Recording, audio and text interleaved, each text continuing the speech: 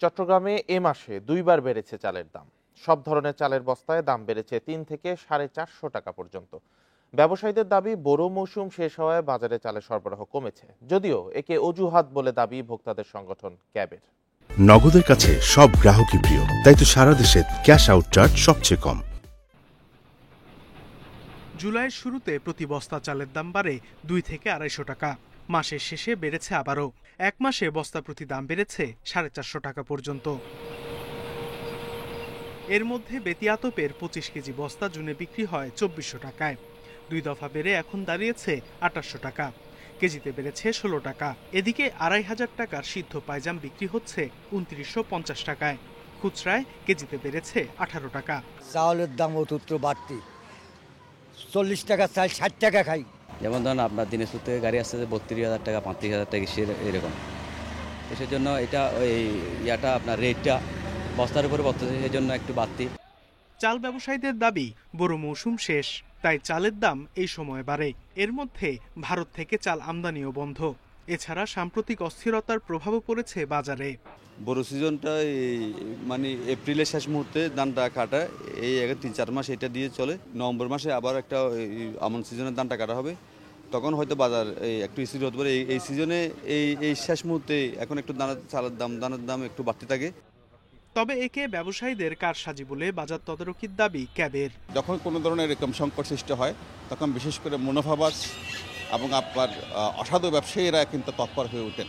এটা আসলে অসাধু ব্যবসায়ী এবং আপনার মুনাফার ব্যবসায়ীদের একটা অপতৎপরতা ছাড়া আর কিছু নয়।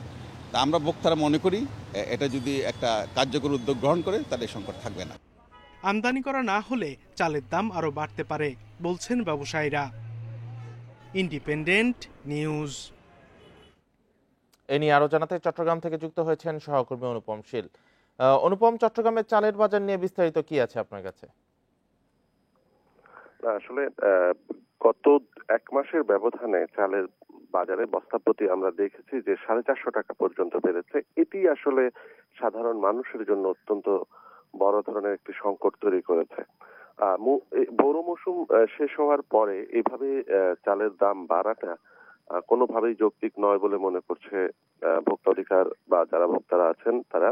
মূলত যদিও ব্যবসায়ীরা যেটি বলছেন যে সাম্প্রতিক সময়ে মূলত মৌসুম শেষের ফলে বাজারে সরবরাহ কম, এর বাইরে বাংলাদেশে এখন আসলে চাল আমদানি করা যাচ্ছে না।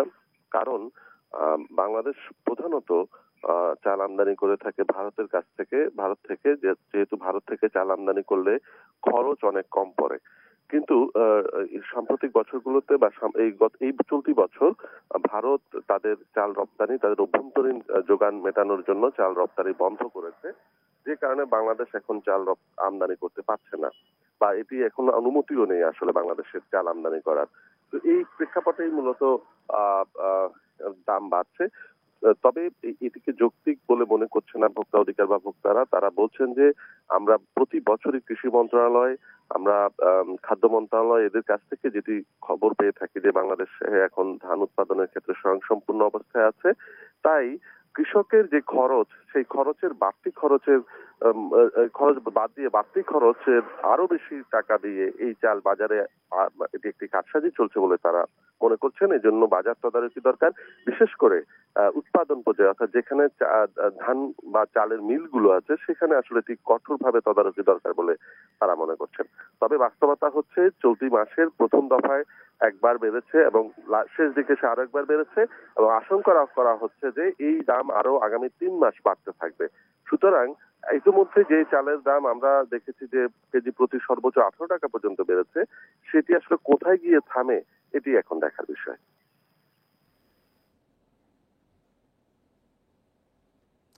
চট্টগ্রাম থেকে জানাচ্ছিলেন সহকর্মী অনুপম শীল। এদিকে বাজারে চালের সরবরাহ নিয়ে কুষ্টিয়া থেকে এবার আমরা জানবো, সেখানে আছেন সহকর্মী মিলনুল্লাহ।